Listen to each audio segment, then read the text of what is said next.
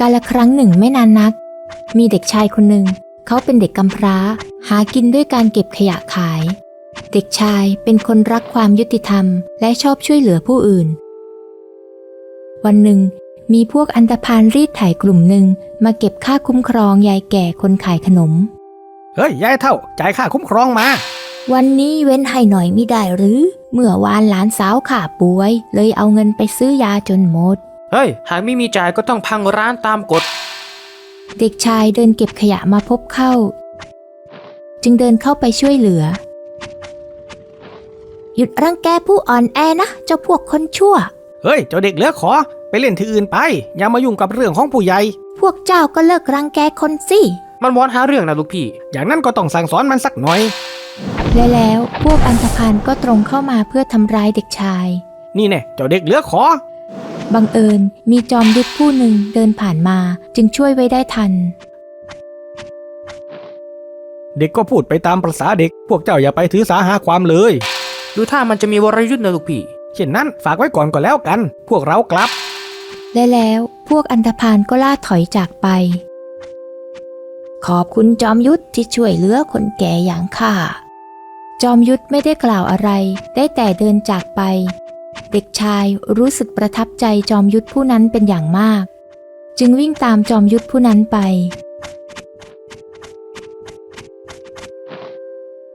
ท่านจอมยุทธโปรดรับข้าไว้เป็นศิษย์ท่านด้วยเถิดข้าอยากมีวรยุทธ์สูงส่งเหมือนอย่างท่านเจ้าเป็นลูกเต่าเหล่าใครอย่างนั้นหรือเหตุใดไม่อยู่กับพ่อกับแม่ข้าไม่มีพ่อแม่หรอกครับข้าเป็นเด็กกำพร้าเช่นนั้นเจ้าอยากมีวรยุทธ์ไปทำไมอย่างนั้นหรือข้าอยากช่วยเหลือผู้คนช่วยผู้อ่อนแอจากพวกคนพาลต่อให้เจ้ามีวรยุทธ์สูงส่งแล้วจะมีประโยชน์อันใดช่วยวันนี้วันหน้าก็เกิดขึ้นอีกอย่างยายแก่คนเมื่อตะกี้เดี๋ยวพรุ่งนี้พวกอันธพาลก็กลับมากันอีกอยู่ดีหากเป็นเช่นนั้นแล้วผู้คนจะอยู่อย่างสงบสุขได้อย่างไรนั่นเป็นหน้าที่ของพวกมือปราบกับทางการไม่ใช่หน้าที่ของคนธรรมดาอย่างเจ้าเช่นนั้นโตขึ้นข้าก็จะเป็นมือปราบข้าเคยได้ยินเด็กอย่างเจ้าพูดอย่างนี้มานับมีถ้วนเจ้าลองพิสูจน์สิหากเจ้าไปเก็บก้อนหินก้อนนี้มาคืนให้แก่ข้าได้ข้าจะรับเจ้าไว้เป็นศิษย์ก็ได้ได้เลยครับว่าแล้วจอมยุทธก็คว้างก้อนหินออกไปไกลเด็กชายรีบวิ่งไปเก็บก้อนหินอย่างเร็วพลัน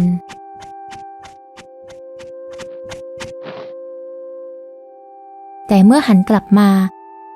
จอมยุทธก็หายตัวไปเสียแล้วแท้จริงแล้วจอมยุทธแค่ต้องการหลอกให้เด็กชายไปให้พ้นแค่นั้นเอง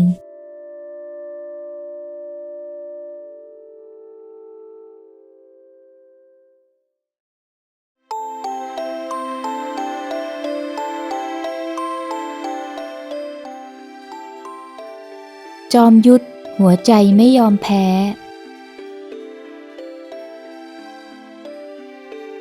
วันต่อมาพวกอันธพาลก็ยังคงมารีดไถชาวบ้านอยู่เหมือนเดิมเด็กชายได้แต่ยืนมองโดยทำอะไรไม่ได้อย่าไปมีเรื่องกับพวกอันธพาลเลยเด็กน้อยเดี๋ยวจะเจ็บตัวเปล่าๆข้าไม่เป็นไรหรอกข้าอยู่อย่างนี้จนชินแล้ว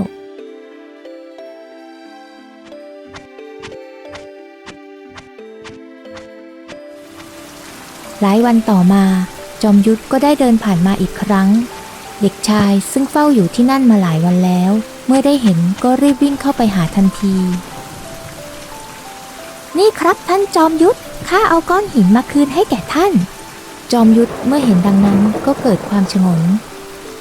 นี่เจ้าเฝ้าอยู่ที่นี่มาตลอดเลยอย่างนั้นหรือใช่ครับทุกวันและเวลานี้ข้าจะต้องมาที่นี่เพื่อมารอท่านข้าเชื่อว่าท่านจะต้องกลับมาอย่างแน่นอนแล้วหากข้าไม่กลับมาล่ะข้าก็จะมารอเช่นนี้ตลอดไปนับว่าเจ้าเป็นคนที่มีความพยายามข้าไม่ค่อยได้เห็นคนแบบนี้สักเท่าไหร่เช่นนั้นท่านจะรับข้าไว้เป็นศิษย์แล้วใช่ไหมครับก็ได้แต่เจ้าต้องทำงานเป็นการแลกเปลี่ยนนะจะมาเรียนเฉยๆไม่ได้และห้ามล้มเลิกกลางคันเด็ดขาดมิเช่นนั้นข้าจะทำลายวรยุทธ์เจ้าซะข้าจะขยันทำงานและจะไม่ล้มเลิกกลางคันอย่างแน่นอนครับเช่นนั้นก็ตามข้าไปที่สำนักขอบคุณมากครับท่านอาจารย์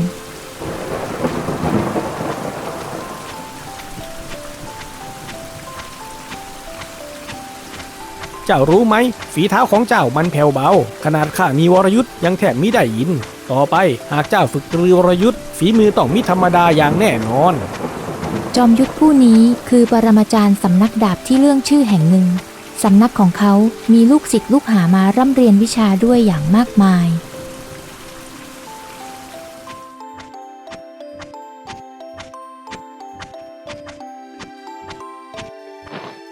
คารวะท่านอาจารย์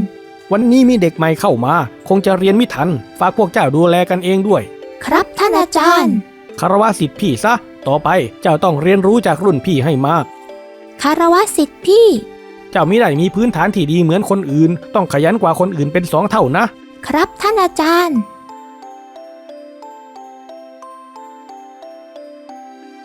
เด็กชายเป็นคนที่อดทนและมุ่งมั่นแต่ด้วยความที่เขาเป็นเพียงเด็กกำพร้าที่ไม่เคยร่ำเรียนหนังสือมาก่อนจึงมักเรียนไม่ทันเพื่อนอยู่เป็นประจำโชคดีที่รุ่นพี่ต่างเอ็นดูและคอยช่วยชี้แนะให้เด็กชายจนสามารถเรียนตามทันได้ข้าว่าเจ้าต้องหัดอ่านหนังสือเองให้ออกบ้างนะจะได้ศึกษาด้วยตนเองได้มิอย่างนั้นก็ต้องคอยถามคนอื่นอยู่ร่ำไปครับศิษย์พี่ศิษย์น้องเจ้ามาเรียนวรยุทธ์ไปทำไมอย่างนั้นหรือข้าอยากเป็นมือปราบพวกข้าก็เหมือนกันข้าอยากเป็นมือปราบหรือไม่ก็เป็นทหารในราชสำนัก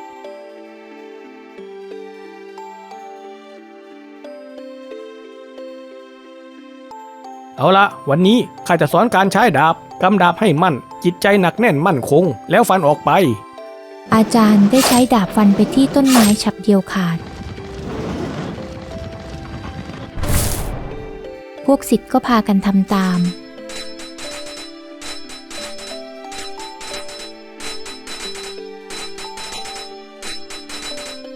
ท่านอาจารย์เหตุใดพวกข้ามิเห็นฟันฉับเดียวขาดเหมือนอย่างท่านเลยวรยุทธ์นั้นพลังออกมาจากภายในจิตใจเจ้าต้องหนักแน่นมั่นคงเป็นหนึ่งเดียวกับดาบจึงจะเกิดพลังข้าเข้าใจแล้วครับ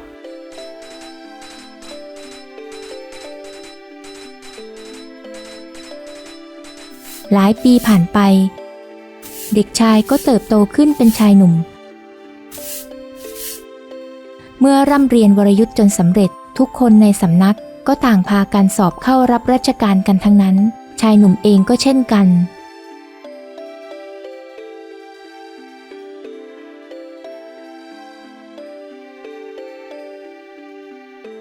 ชายหนุ่มนั้นเป็นผู้มีวรยุทธ์สูงส่ง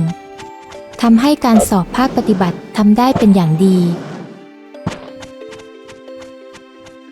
แต่เนื่องด้วยเขานั้นไม่มีพื้นฐานความรู้ที่ดีมาก่อนเมื่อสอบข้อเขียนจึงทำคะแนนได้ไม่ดีนักหมดเวลาทำข้อสอบแล้วคนอื่นเขาออกจากห้องสอบกันหมดแล้วนะ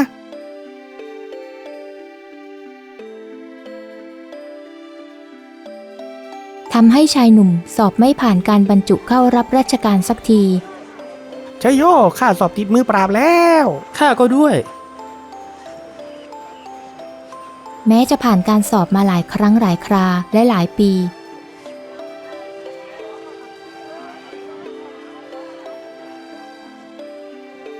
จนในปีหนึ่งสอบตกอีกแล้วเหตุใดสวรรค์จึงมีเมตตาข้าเลยข้าอยากทำความดีช่วยเหลือผู้คนแต่กลับมิให้โอกาสข้าชายหนุ่มเดินคอตกออกมาด้วยความผิดหวังเหมือนเช่นเคยเขาเผอิญเดินไปเจอกับพวกโจรป่าที่กำลังทำการปล้นคนอยู่หยุดนี่คือการปล้นมีเงินเท่าไหร่ส่งมาให้หมดท่านโจรอย่าทำอะไรข้าเลยด้วยความที่มีจิตใจชอบช่วยเหลือผู้คนชายหนุ่มจึงรีบเข้าไปช่วยเหลือทันทีหยุดนะพวกโจรชั่วเจ้าเป็นมือปราบอย่างนั้นหรือเปล่าโอ้ยตกใจหมดอย่างนั้นอย่ามายุ่งหลีกไปซะหมูเขาจะหามอย่าเอาข้านเข้ามาสอดพวกเจ้าต่างหากที่ต้องใส่หัวไปมันวอนหาเรื่องนะลูกพี่ถ้าอย่างนั้นก็ต้องสั่งสอนมันสักหน่อย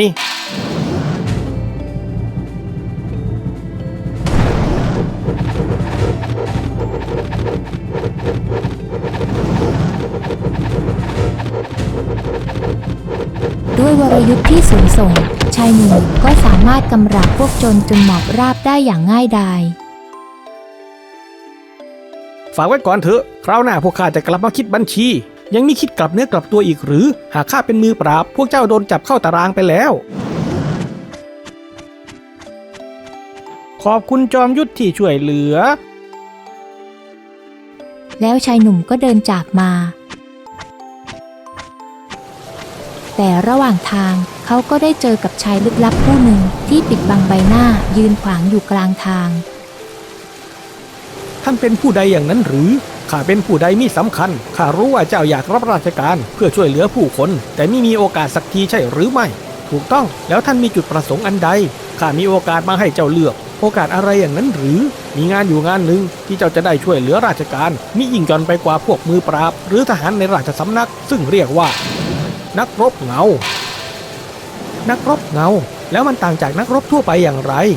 นักรบเงานั้นจะปฏิบัติภารกิจลับที่อยู่เบื้องหลังที่ทางการไม่อยากให้คนล่วงรู้ต้องการความสำเร็จผลมากกว่าวิธีการนักรบเงาจึงต้องไร้ตัวตนไร้ยศถาและตำแหน่งคนที่รู้ตัวตนของเจ้ามีเพียงผู้บังคับบัญชาต้นสายเท่านั้นไร้ตัวตนอย่างนั้นหรือแน่นอนมิใช่มีแต่ข้อเสียนี่จะเป็นโอกาสให้เจ้าได้สมหวังหากเจ้าปฏิบัติภารกิจได้จนครบ7 ปีโดยที่มิตายหรือพิการไปเสียก่อนเจ้าจะได้รับโอกาสบรรจุเข้ารับราชการในตำแหน่งที่สูงเร็วกว่าปกติ2 เท่าเจ้าเต็มใจจะรับงานนี้หรือไม่เมื่อชายหนุ่มได้ฟังเขาก็ตอบอย่างไม่ลังเลเลยว่าข้ารับเช่นนั้นก็ดีแต่เจ้าต้องจดจำไว้อย่างว่าเส้นทางของนักรบเงานั้นมิใช่เส้นทางปกติมีความเสี่ยงสูงเจ้าต้องเต็มใจรับทั้งผลดีและผลเสียที่จะเกิดขึ้นหากวันหนึ่งเจ้ามิอาจไปได้ถึงฝั่งฝันก็ขอให้ยอมรับว่านี่คือเส้นทางที่เจ้าเป็นคนเลือกเดินเอง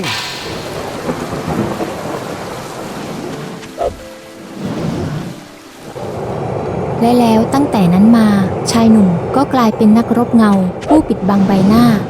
ปฏิบัติภารกิจให้กับราชสำนักอย่างลับมีพวกโจรลักพาตัวท่านอุปทูตไปข้าอยากให้เจ้าไปชิงตัวกลับมารับคำสั่ง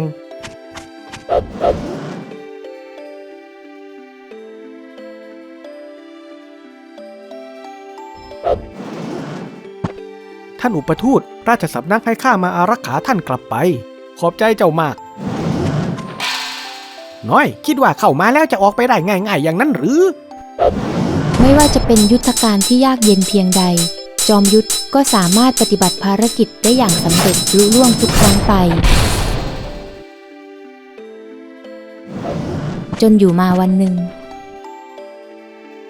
เมื่อวานมีพวกโจรบุกเข้ามาปล้นชิงยุทธภัณฑ์ของเราออกไปข้าอยากให้เจ้าไปชิงกลับคืนมารับคำสั่งเดี๋ยวแต่เจ้าต้องระวังตัวให้ดีนะโจรพวกนี้เป็นผู้เชี่ยวชาญทักษะยุทธขณะทหารที่เฝ้าเวรยามยังเสียท่าข้าน้อยจะมิทำให้ท่านผิดหวังจอมยุทธได้สืบเสาะจนพบขบวนลำเลียงยุทธภัณฑ์ที่พวกโจรลักลอบขนไปแม้พวกโจรจะมีจำนวนมากแต่เขาก็หาได้หวั่นเกรงเขาได้ลอบเข้าไปสังหารพวกลูกสมุนทีละคนจนหมอบราบคาบเหลือเพียงพวกหัวหน้าโจรที่มีวรยุทธ์สูงส่ง3 คนเอาละพวกเจ้าเหลือแค่3 คนแล้วยอมมอบตัวแต่โดยดีแล้วข้าจะไว้ชีวิตพูดเป็นจำอวดไปได้พวกข้ามีเยอะกว่าเจ้าต่างหากที่ต้องร้องขอชีวิตนึกอยู่แล้วเชียวว่าต้องพูดดีๆมิรู้เรื่องและแล้วพวกโจรก็พุ่งเข้ามารุมโจมตีจอมยุทธคนละทิศคนละทางจอมยุทธหาได้หวาดหวั่นเขาตวัดดาบเข้าต่อกรอย่างไม่กลัวเกรงและด้วยวรยุทธ์ที่สูงส่งเขาก็สามารถเอาชนะพวกโจรจนหมอบราบคาบได้ในที่สุดแต่ศึกครั้งนี้ไม่เหมือนทุกครั้งแม้เขาจะสามารถเอาชนะคู่ต่อสู้ได้แต่ก็พลาดท่าจนเสียแขนไป1 ข้าง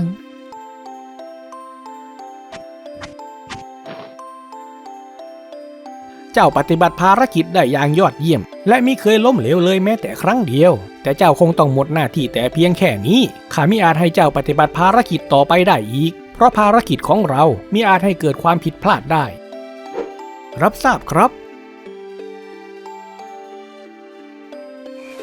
ชายหนุ่มสูญสิ้นความฝันที่เขาตั้งใจมาตลอดทั้งชีวิตเฝ้าคิดแต่ว่าตนเองเป็นคนไร้ค่า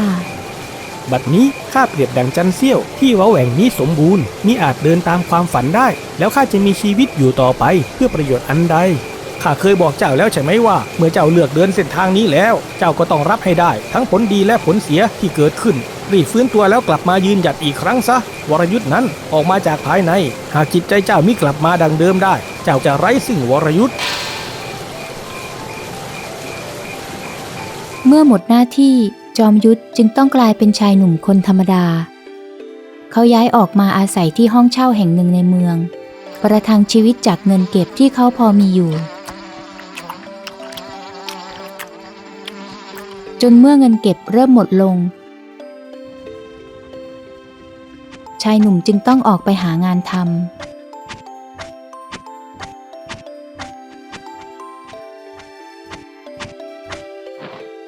เท่าแก่พอจะมีงานให้ข้าทำบ้างไหมโอ้โหดูสารรูปมาสมัครงานแขนก็มีครบไหนลองยกกระสอบข้าวให้ข้าดูสิหากทำได้ข้าจะรับไว้ทำงานได้ครับชายหนุ่มพยายามจะยกกระสอบข้าวขึ้นใส่หลังแต่ก็ไม่สามารถทำได้เพราะเขามีแขนเพียงข้างเดียวพวกคนงานที่อยู่แถวนั้นเมื่อได้เห็นก็ต่างพากันหัวเราะเยาะดูสิพวกเราไอ้ร่วนพิการแล้วยังมีรู้จักเจียมตัวอยากยกกระสอบข้าวเหมือนพวกเราอ่ะเดี๋ยวก็หล่นทับหลังหักพิการเพิ่มขึ้นอีกหรอกฮ่าฮ่าฮ่า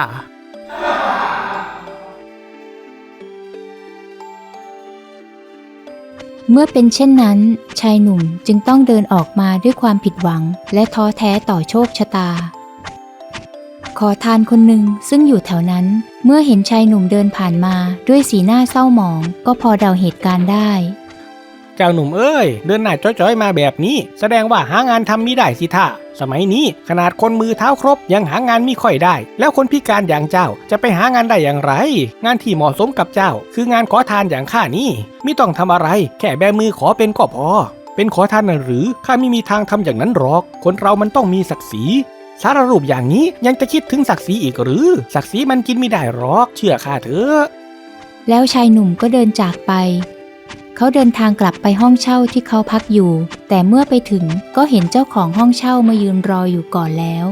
เจ้าค้างค่าเช่ามา2 เดือนแล้วเมื่อไรจะจ่ายเสียทีเท่าแก่ข้าขอผัดผ่อนไปอีกสักเดือนได้หรือไม่พอดีข้ายังหางานทำมิได้เลยโอ้ยแค้นด่วนอย่างเจ้าจะไปทำมาหากินอะไรได้นอกจากเป็นขอทานหากไม่มีเงินก็เก็บข้าวของออกไปซะมิอย่างนั้นข้าจะให้คนเอาไปเผาทิ้งเมื่อเป็นเช่นนั้นชายหนุ่มจึงต้องหอบข้าวของระเหตุออกจากห้องพักอย่างไร้จุดหมายแต่เมื่อเดินออกมาได้ไม่เท่าไหร่ก็ได้มีโจรวิ่งราวคนหนึ่งวิ่งมากระชากถุงผ้าของเขาไปอย่างรวดเร็วชะแวบขอของไปใช้หน่อยนะเจ้าด่วนเอ้ยน้อยเจ้าโจรชั่วเอาของข้าคืนมานะคืนในโง่น่ะสิถุงใหญ่ๆอย่างนี้ถ้าจะของเยอะฮ่าชายหนุ่มได้แต่มองตามโดยไม่สามารถทำอะไรได้ตอนนี้เขาไม่เหลืออะไรติดตัวอีกแล้วได้แต่ยอมรับชะตากรรมเขาได้เดินไปจนถึงที่รกร้างแห่งหนึ่งในเมืองแล้วหาที่ว่างๆล้มตัวลงนอนด้วยความอ่อนเพลีย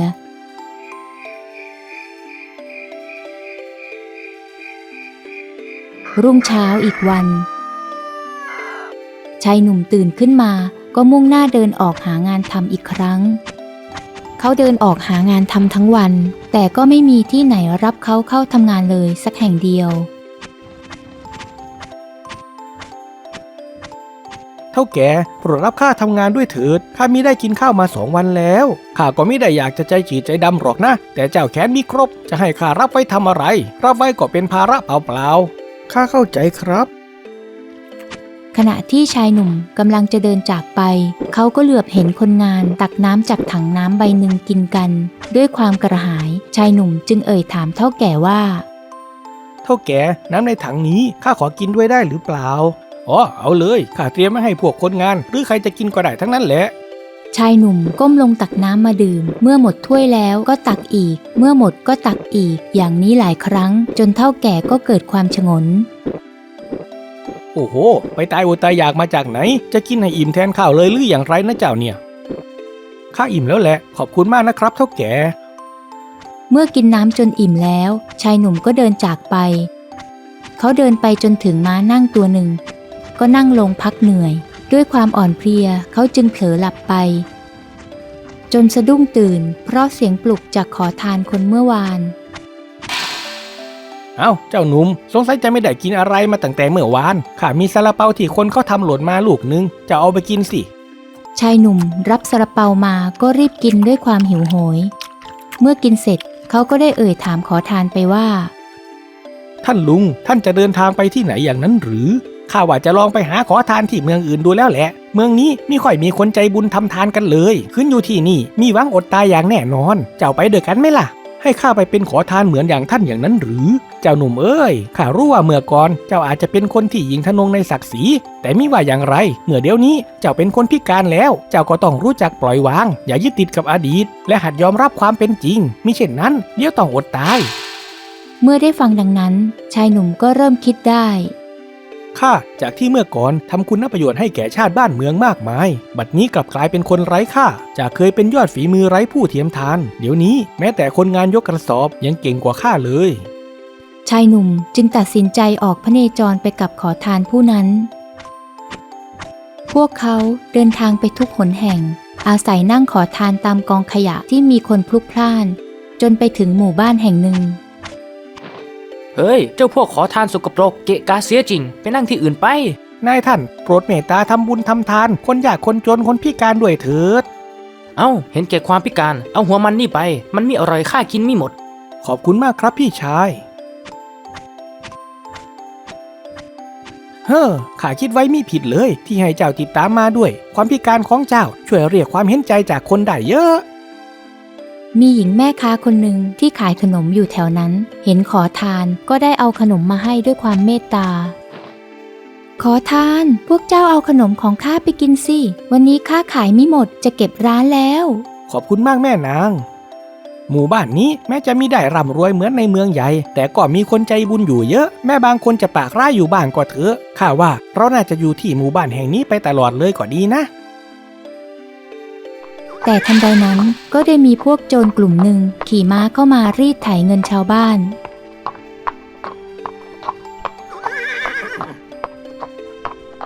ทุกคนหากไม่อยากเจ็บตัวก็นั่งลงแล้วอยู่เฉยๆแล้วคนนึงไปเรียกผู้ใหญ่บ้านมาข้านี่แหละผู้ใหญ่บ้านดีแล้วเจ้าไปเรียกไรของมีค่าจากพวกลูกบ้านมาให้ได้เต็มตะกร้านี่แล้วพวกข้าจะไปมิเช่นนั้นพวกข้าจะเผาหมู่บ้านของพวกเจ้าให้วอดได้โปรดใจเย็นๆนะพวกท่านเดี๋ยวนี้พวกโจรชุกชุมเหลือเกินแล้วเหตุใดพวกเจ้าไม่แจ้งให้ทางการมาปราบล่ะแจ้งไปก็ไม่มีประโยชน์เพราะกว่าทางการจะมาถึงพวกโจรก็หายเข้ากลีบเมฆไปหมดแล้วในยุคสมัยก่อนนั้นอำนาจของทางการไม่สามารถดูแลความสงบเรียบร้อยอย่างทั่วถึงได้โดยเฉพาะในพื้นที่ที่ห่างไกลจึงทำให้เกิดกลุ่มโจรกลุ่มเล็กกลุ่มน้อยออกตระเวนปล้นและรีดไถเงินทองชาวบ้านอยู่เต็มไปหมดเมื่อพวกโจรได้สิ่งที่ต้องการแล้วก็ขี่ม้าจากไป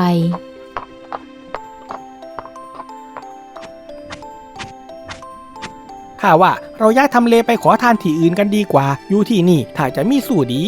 แต่ว่าท่านจะทิ้งให้คนที่นี่ต้องเผชิญกับความทุกข์อยู่เช่นนี้อย่างนั้นหรือไหนท่านเคยบอกว่าที่นี่มีแต่คนใจบุญอย่างไรล่ะจะมีที่ไหนดีกว่าที่นี่แล้วเราจะไปช่วยเหลืออะไรได้เจ้าก็พิการข้าก็แก่ชราแค่มิเป็นภาระให้แก่เขาก็นับว่าได้ช่วยเหลือพวกเขาแล้วเมื่อเป็นเช่นนั้นพวกเขาจึงตัดสินใจเดินทางออกจากหมู่บ้านแห่งนั้นไประหว่างทางขอทานซึ่งแก่ชราก็เหนื่อยจนเดินต่อไปไม่ไหวข้าเหนื่อยจนเดินต่อไปไม่ไหวแล้วหน้าก็มืดสงสัยโรคเก่าจะกำเริบเรานั่งพักกันสักหน่อยเถิดนะเช่นนั้นเดี๋ยวข้าจะไปหาตักน้ำมาให้ท่านดื่มนะครับชายหนุ่มออกเดินตามหาแหล่งน้ำจนเจอกับแม่น้ำก็เดินเข้าไปเพื่อจะตักน้ำแต่ขณะที่เขากำลังก้มลงตักน้ำอยู่นั้นด้วยความไม่ทันระวังเขาก็เผลอพัดตกลงไปในแม่น้ำที่ลึกและไหลเชี่ยวด้วยที่มีแขนเพียงข้างเดียวชายหนุ่มจึงไม่สามารถว่ายขึ้นจากน้ำได้และกำลังจะจมน้ำตายได้แต่ร้องให้คนมาช่วยด้วยเคราะห์ดีที่มีนักพรตผู้หนึ่งเดินผ่านมาเห็นเข้านักพรตผู้นั้นคือเฉินกุ้ยเซียงนั่นเองนักพรตได้ยื่นกิ่งไม้ให้ชายหนุ่มคว้าไว้พ่อหนุ่มเจ้าคว้ากิ่งไม้นี้ไว้ข้าจะช่วยดึงเจ้าเข้าฝั่งให้เองและแล้วชายหนุ่มก็รอดพ้นจากความตายมาได้ ขอบคุณท่านนักพรตที่ช่วยชีวิตข้าไว้มิอย่างนั้นข้าคงจะตายไปแล้ว นับเป็นเรื่องเล็กน้อยว่าแต่เจ้าว่ายน้ำมิเป็นอย่างนั้นหรือ เมื่อก่อนนั้นข้าก็ว่ายเป็นและเก่งด้วยแต่หลังจากที่ข้าเสียแขนไปข้าก็มิสามารถว่ายน้ำได้อีก ดูจากท่าทางแล้วเมื่อก่อนเจ้าคงเป็นคนที่มีฝีมือไม่ใช่น้อย ถูกต้องแล้วเมื่อก่อนข้าเคยเป็นยอดฝีมือผู้แข็งแกร่งไม่มีสิ่งใดที่ข้าทำมิสำเร็จแต่บัดนี้กลับกลายเป็นคนอ่อนแอไร้วรยุทธ์ทำอะไรไม่ได้เลยแม้แต่เรื่องง่ายๆแค่การว่ายน้ำเหตุใดโชคชะตาจึงต้องเล่นตลกกับข้าเช่นนี้ พ่อหนุ่มเจ้าอย่าเพิ่งสูญสิ้นความหวังไปเลยอย่างน้อยครั้งนั้นเจ้าก็ยังไม่ได้สูญเสียส่วนที่ทรงพลังที่สุดของร่างกายไปเหตุใดท่านนักพรตจึงกล่าวเช่นนั้นตั้งแต่ข้าสูญเสียแขนไปข้าก็ต้องกลายเป็นคนที่ไร้วรยุทธ์มือเท้าแขนขานั้นหาใช่ส่วนที่ทรงพลังที่สุดของมนุษย์ไม่ แล้วส่วนที่ทรงพลังที่สุดของมนุษย์คืออะไรอย่างนั้นหรือส่วนที่ทรงพลังที่สุดของมนุษย์คือจิตใจหากเจ้ายังไม่ได้สูญเสียสิ่งนี้ไปเจ้าก็ยังสามารถกลับมายืนหยัดอีกครั้งได้ขอบคุณท่านนักพรตที่ให้กำลังใจข้าเมื่อทุกอย่างเรียบร้อยดีแล้วเฉินกุ้ยเซียงก็เดินจากไปชายหนุ่มรู้ดีว่านักพรตคงพูดเพียงเพื่อทำให้เขามีกำลังใจที่จะสู้ชีวิตต่อไปเท่านั้นเพราะอย่างไรเขาก็คงไม่สามารถที่จะกระทำสิ่งต่างๆเหมือนเช่นเดิมได้อีกแล้วจิตใจของคนมันหยิบจับอะไรก็ไม่ได้แล้วมันจะทรงพลังไปกว่าแขนขาไปได้อย่างไรคนที่พิการอย่างข้าคงไม่มีโอกาสพลิกกลับไปยืนหยัดอีกครั้งไปได้หรอกชายหนุ่มใช้กิ่งไม้เขี่ยเอาขันที่ลอยอยู่กลางน้ำกลับมาแล้วตักน้ำกลับไปให้ขอทานดื่ม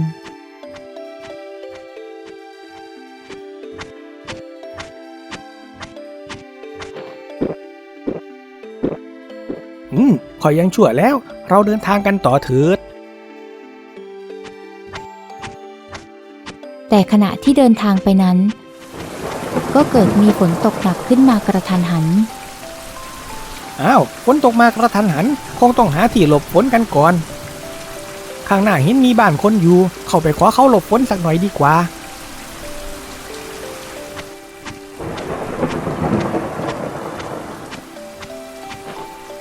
พวกเจ้ามาทำไมหรือท่านลุงพวกข้าขออาศัยชายคาบ้านหลบฝนสักหน่อยจะได้หรือไม่หากฝนหยุดตกแล้วก็จะไปอ๋อตามสบายเข้าในบ้านก่อนก็ได้นะชายคาบ้านคงบังฝนให้พวกเจ้ามิได้หรอกและแล้วพวกเขาก็ได้เข้าไปในบ้านลูกเอ้ยหาน้ำหาถ่ามาให้คนจรกินหน่อยเร็วได้ครับลูกชายของเจ้าของบ้านแม้จะพิการแต่ก็ช่วยงานพ่อของเขาได้เป็นอย่างดีพวกท่านอยู่กันกี่คนอย่างนั้นหรือข้าอยู่กับลูกชายเพียง2 คนแค่นี้แหละชายหนุ่มเห็นว่าภายในบ้านสะอาดสะอ้านมีความเป็นระเบียบเรียบร้อยดีจึงได้เอ่ยไปว่าบ้านของท่านสะอาดสะอ้านเป็นระเบียบเรียบร้อยดีนะครับอ๋อลูกชายของข้าเป็นคนช่วยทำเองแหละลำพังข้าเองแค่ทำงานมาก็หมดแรงแล้วแต่ลูกชายของท่านพิการไม่ใช่หรือเหตุใดถึงให้ทำงานต่างๆเยอะจังถูกต้องแล้วข้าพยายามฝึกให้ลูกชายของข้าทำทุกอย่างให้ได้ด้วยตนเองเพราะต่อไปหากไม่มีข้าอยู่แล้วจะได้ใช้ชีวิตต่อไปเองได้และมิเป็นภาระให้ผู้อื่นสักพักฝนก็หยุดตกพวกเขาจึงได้ขอตัวจากบ้านนั้นไปแต่เมื่อเดินต่อไปได้ไม่เท่าไหร่ฝนก็ตกลงมาอีกครั้งฝนมันนี่เป็นยังไงตกหยุดเราคงต้องหาที่หลบฝนกันอีกแล้วแหละข้างหน้ารู้สึกจะมีบ้านคนอยู่นะครับและแล้วพวกเขาก็ไปขอหลบฝนที่บ้านคนอีกเหมือนเคยท่านลุงพวกข้าขอหลบฝนที่ชายคาบ้านสักหน่อยจะได้ไหมอ๋อได้สิเข้ามาหลบข้างในก็ได้นะเมื่อพวกเขาเข้าไปในบ้านก็เห็นบ้านสกปรกรกรุงรังเป็นอย่างมากบ้านของข้าจะรกๆหน่อยนะข้าทำงานมาเหนื่อยก็เลยไม่มีเวลาดูแลท่านไม่มีลูกเต่าคอยดูแลช่วยบ้างหรือมีน่ะมีแต่ลูกชายของข้ามันเอาแต่นอนทั้งวันไม่ช่วยเหลืองานอะไรเลยลูกชายของท่านป่วยหรือพิการอยู่อย่างนั้นหรือเปล่าหรอกก็สบายดีอยู่ครบทุกอย่างแต่ลูกของข้าเป็นคนขี้เกียจวันๆเอาแต่นอนท่านพ่อข้าหิวน้ำเดี๋ยวข้าไปเอาน้ำให้ลูกชายกินก่อนนะบางคนเลี้ยงลูกพิการให้กลายเป็นคนปกติได้แต่บางคนเลี้ยงลูกปกติให้กลายเป็นคนพิการเมื่อชายหนุ่มได้ฟังดังนั้นเขาก็ฉุกคิดขึ้นมาได้ ดุจดั่งสายลมแห่งปัญญาได้พัดผ่านเข้ามาชายหนุ่มได้หวนคิดถึงคำพูดของนักรบที่เขาเจอที่แม่น้ำส่วนที่ทรงพลังที่สุดของมนุษย์หาใช่แขนขาแต่คือจิตใจคนพิการหากจิตใจหนักแน่นก็ยังทำงานได้แต่คนปกติหากจิตใจอ่อนแอกลับทำสิ่งใดไม่ได้เลยจิตใจของคนนั้นทรงพลังยิ่งกว่าแขนขาเช่นนี้นี่เองเมื่อคิดได้ดังนั้นชายหนุ่มก็วิ่งออกไปนอกบ้านท่ามกลางสายฝนอ้าวนั่นเจ้าจะไปไหนเดี๋ยวก็เปียกปอนหมดหรอกเขาหยิบเอาเศษกิ่งไม้ที่หล่นอยู่แถวนั้นมาตวัดกวัดแกว่งไปมาดั่งจอมยุทธไร่รำกระบี่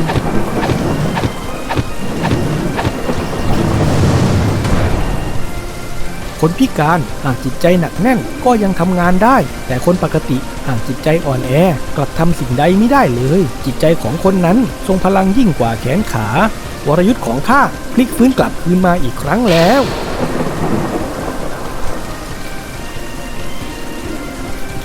เมื่อฝนหยุดตกพวกเขาก็ได้ขอตัวลาจากบ้านหลังนั้นไป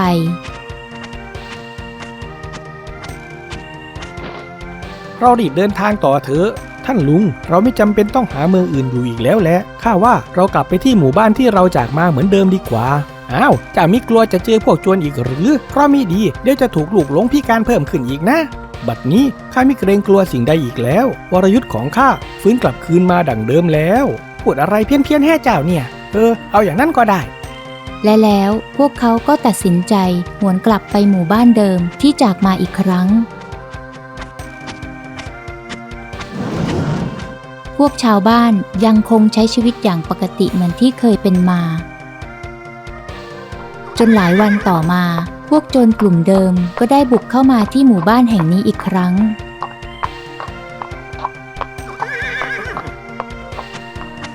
ทุกคนนั่งลงอย่าขยับแล้วไปเรียกผู้ใหญ่บ้านมาพวกท่านเพิ่งมาปล้นเมื่อมีนานนี่เองพวกข้ายังไม่มีเงินทองให้หรอกหุบปากไปเรียรัยของมีค่ามาให้เต็มตะกร้านี่หากไม่อยากให้หมู่บ้านถูกเผาวอดพวกเจ้าต่างหากที่ต้องใส่หัวออกไปซะเฮ้ยไอ้ด้วนอยู่เฉยๆกว่าดีอยู่แล้วอย่ามาเสลอรีบนั่งลงสิเดี๋ยวก็ได้เจ็บตัวหรอกนายท่านอย่าได้ถือสาหาความมันเลยเจ้านี่มันเพี้ยนก็เลยพูดออกไปอย่างนั้นว่าอย่างไรจะไปแบบดีๆหรือจะไปแบบคลานไปมันวอนหาเรื่องนะลูกพี่เช่นนั้นก็สั่งสอนมันสักหน่อยเอาแค่เบาๆแค่ด้วนอีกข้างก็พอฮ่าและแล้วพวกโจรก็กรูกันเข้ามาเพื่อจะรุมทำร้ายชายหนุ่มหยิบเอาเศษกิ่งไม้ที่หล่นอยู่แถวนั้นขึ้นมาเพื่อใช้เป็นอาวุธ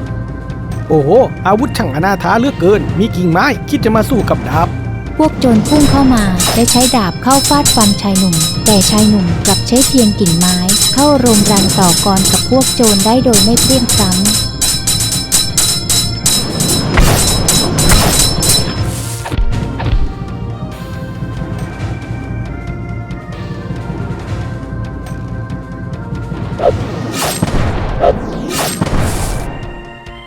และแล้วด้วยวรยุทธ์ที่สูงส่งชายหนุ่มก็สามารถกำราบเหล่าโจรให้หมอบราบเป็นหน้ากลองได้ในที่สุดชาวบ้านก็ต่างพากันดีใจเป็นอันมาก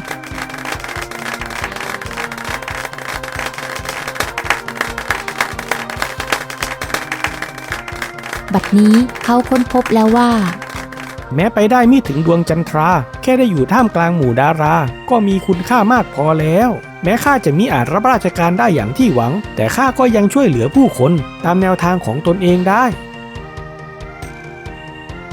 ท่านจอมยุทธโปรดไว้ชีวิตพวกข้าเถิดพวกข้าสัญญาว่าจะกลับเนื้อกลับตัวเป็นคนดีจะไม่เป็นโจรปล้นคนอื่นเขาอีกแล้วเช่นนั้นก็รีบใส่หัวไปซะ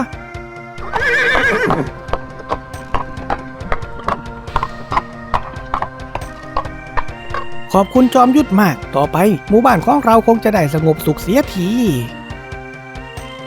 และแล้วทุกอย่างก็คลี่คลายและดำเนินไปอย่างที่ควรจะเป็นชายหนุ่มตัดสินใจลงหลักปักฐานที่หมู่บ้านแห่งนี้เขาฝึกใช้แขนเพียงข้างเดียวในการทำงานต่างๆและทำมาหาเลี้ยงชีพได้ดั่งเช่นคนปกติและคอยช่วยเหลือผู้คนให้รอดพ้นจากการลุกรานจากพวกโจรพาล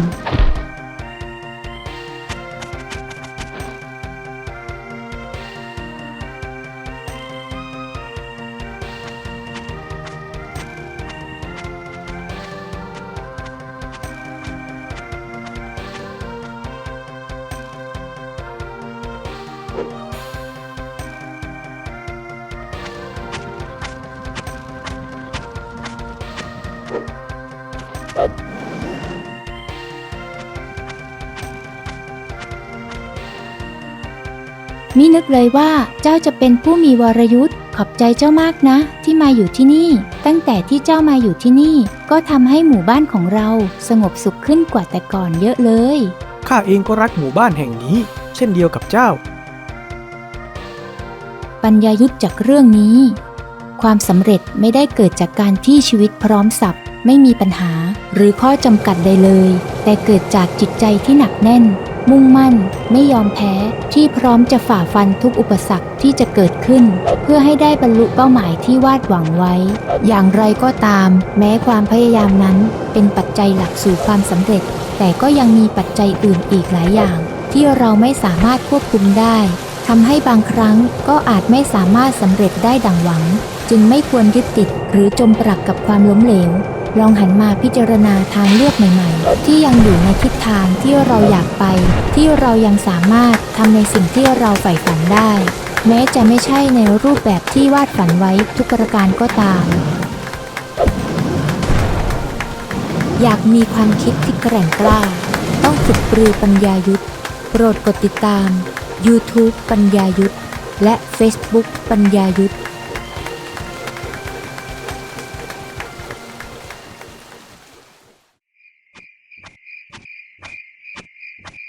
คืนหนึ่งชายหนุ่มได้บังเอิญเห็นนักพรตเฉินกุ้ยเซียงนั่งอยู่ที่ริมท่าน้ำเขาจึงได้เดินเข้าไปหาท่านนักพรตท่านมานั่งทำอะไรอยู่ที่นี่คนเดียวอย่างนั้นหรืออ๋อวันนี้พระจันทร์สวยดีข้าจึงมานั่งชมจันทร์แต่ว่าคืนนี้พระจันทร์เป็นแค่จันทร์เสี้ยวไม่ใช่หรือจะสวยได้อย่างไรความงดงามมิจำเป็นต้องสมบูรณ์แบบเท่านั้นสิ่งที่มิสมบูรณ์แบบสิ่งที่มีตำหนิก็มีความงดงามอยู่เช่นเดียวกันแม้แต่ดวงจันทร์ที่มีเพียงเศษเสี้ยวเดียวอย่างนั้นหรือจันทร์เพ็ญก็งดงามอย่างจันทร์เพ็ญจันทร์เสี้ยวก็งดงามอย่างจันทร์เสี้ยวหากเจ้ามองเห็นความงามแต่เมื่อยามจันทร์เพ็ญชีวิตเจ้าจะมีความสุขได้แค่เพียงเศษเสี้ยวเดียวเป็นอย่างที่ท่านนักพรตกล่าวไว้จริงๆคืนนี้พระจันทร์สวยจริงๆด้วยนะครับเป็นจันทร์เสี้ยวที่งดงามในแบบที่มันเป็นเปรียบดังความฝันของคนเราที่แม้จะไม่ได้เต็มใบแต่ก็งดงามได้เช่นเดียวกันเจ้าคิดได้อย่างเยี่ยมยุทธ